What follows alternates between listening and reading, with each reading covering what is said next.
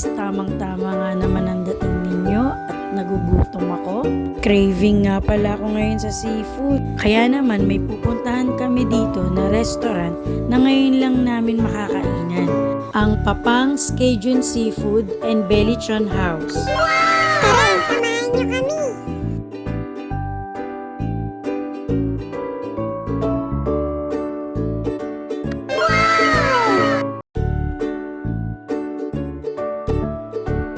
Finally, we're here at Papang's Restaurant at matatagpuan nga pala ito dito sa Sumulong Highway, Antipolo. Ang katabi nga pala niya ay ang Berus Restaurant at ang Sleek and Dapper Barbershop. Tara na guys, akyat na tayo!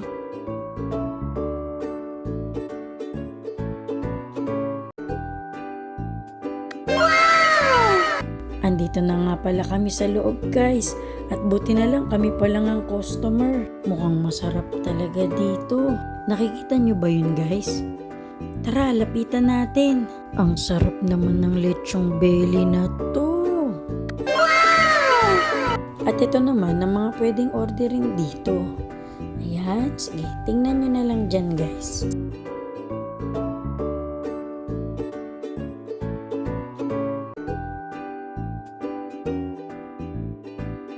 At ito nga yung unang dinala sa table namin. Ayan, tissue ata yan. Hindi ko alam. Bala kayo dyan. At ito naman yung pandurog ng kamao ng crab. Patay ka sa akin mamaya. Then, ito naman yung gloves. At ayan na nga, piniprepare na ni Kuya ang aming lechon belly. Ang in-order nga pala namin guys ay ang duo lechon belly. Good for 1 to 2 packs.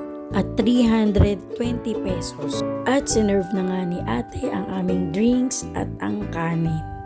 Patay na naman ang diet.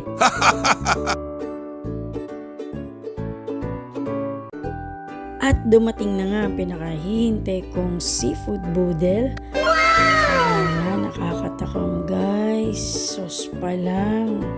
Nakakahalaga yan ng 1,399.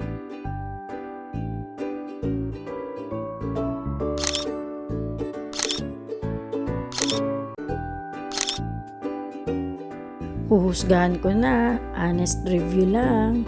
Kain tayo guys. Unang subo.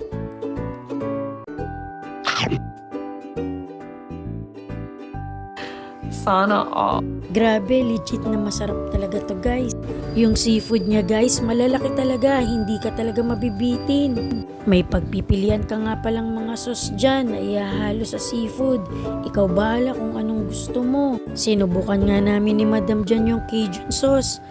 Grabe, napakasarap. Medyo maanghang pero carry naman. Yung lechon belly naman, malutong pa sa chicharon ng kapitbahay mo. Konting lechon nga lang ang kinain ko. Baka kasi sunduin ako ng ambulansya eh. Kaya sa mga mahilig sa seafood dyan, ano pang hinihintay nyo guys? Pumunta na kayo dito sa Papang's. At magpicture daw kami ni Madam bago umuwi.